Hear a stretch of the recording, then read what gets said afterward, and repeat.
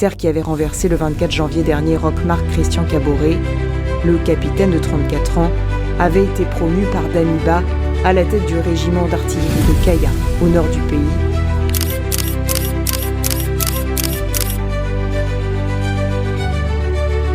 Peuple du Burkina Faso.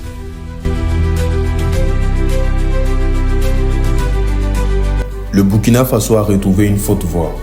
Jeune, déterminé, pour certains, il est la réincarnation de Thomas Sankara. Pour d'autres, un espoir fragile dans un contexte brûlant. Voici l'histoire d'Ibrahim Traoré, le plus jeune chef d'État du monde en 2025 et l'un des plus intrigants.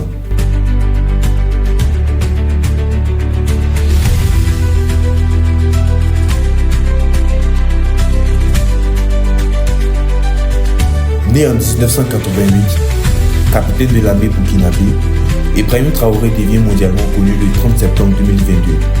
À seulement 34 ans, il prend la tête du pays après un second coup d'État en moins d'un an. Une prise de pouvoir rapide, mais portée par un ras-le-bol général face à l'insécurité, la corruption et l'influence étrangère. Il promet de restaurer la souveraineté du Burkina Faso, une promesse qui fait immédiatement écho à un nom, Thomas Sankara.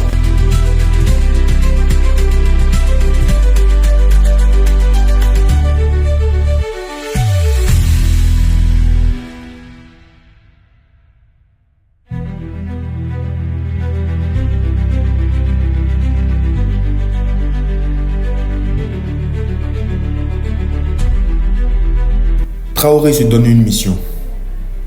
Reprendre le contrôle du territoire face aux groupes armés terroristes.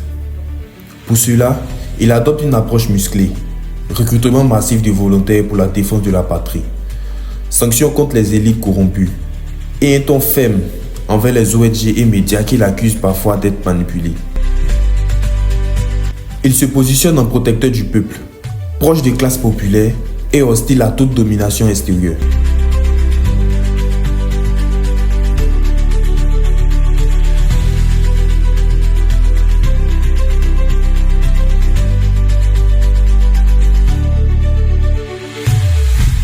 Sur le plan international, Traoré claque la porte à la France. Fin de l'accord militaire, retraite des troupes françaises et fermeture des bases.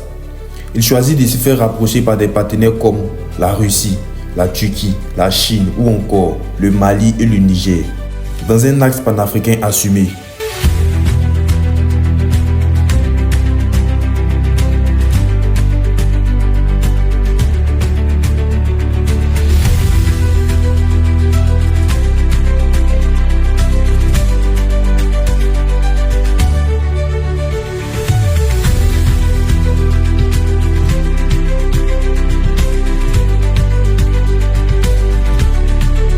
Cette politique de souveraineté séduit une jeunesse africaine de plus en plus critique vers l'Occident.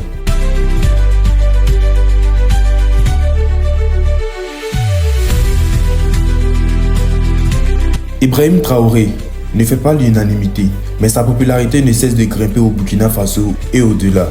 Pourquoi? Parce qu'il parle un langage direct, parce qu'il agit là où d'autres hésitent, parce qu'il ose défier des puissances installées. Il rappelle Sankara par son look militaire, sa jeunesse, son rejet du néocolonialisme et surtout par cette volonté de rendre la dignité du peuple burkinabé.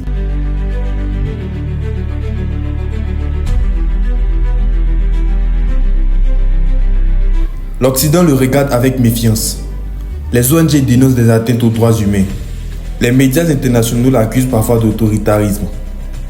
Même pour une partie de l'Afrique, Traoré est une inspiration, un symbole, une résistance, un Sankara du XXIe siècle.